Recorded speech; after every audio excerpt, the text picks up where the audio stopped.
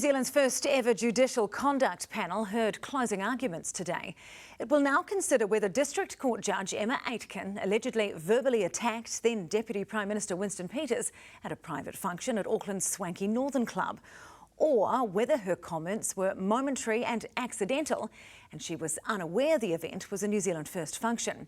It is a rare constitutional moment in New Zealand and it could result in a recommendation for her removal. Rebecca Wright sat down with prominent barrister and public law expert Dr Mai Chen for her analysis of the dinner party that turned into a national legal debate.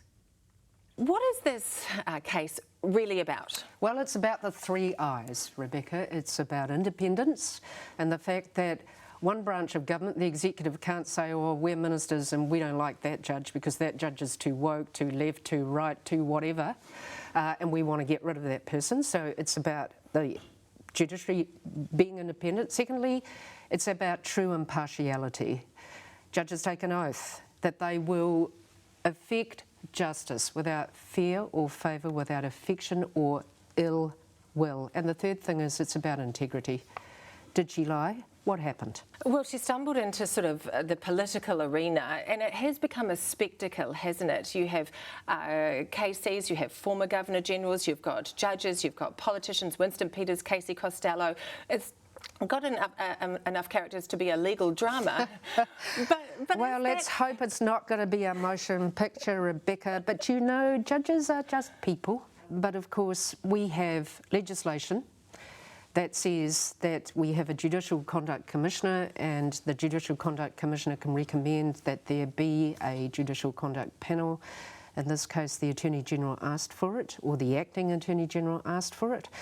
So, of course, she's now confronted with allegations that she may have lied about what she did, and that's a big call for her. So, you know, if you resign at this point, are you conceding that you did?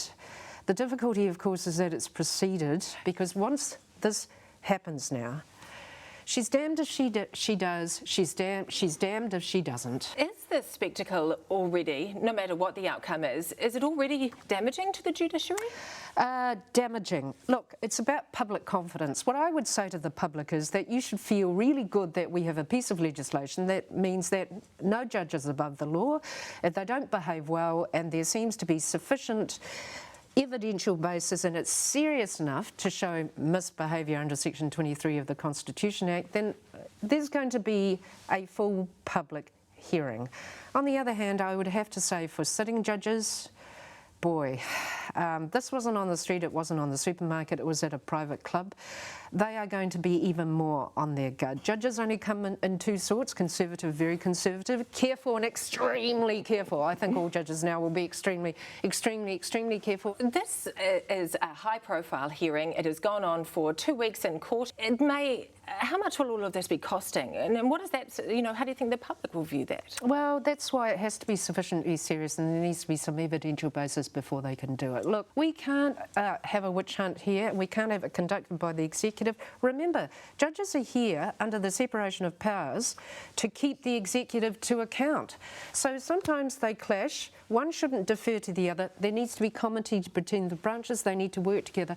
But there are some important constitutional principles at stake. We are so fortunate that we're in a country where judges are independent and where no one can tell them what to do or chuck them out if they make a decision that's unpopular. So I know it's going to cost a lot of money, but it's important.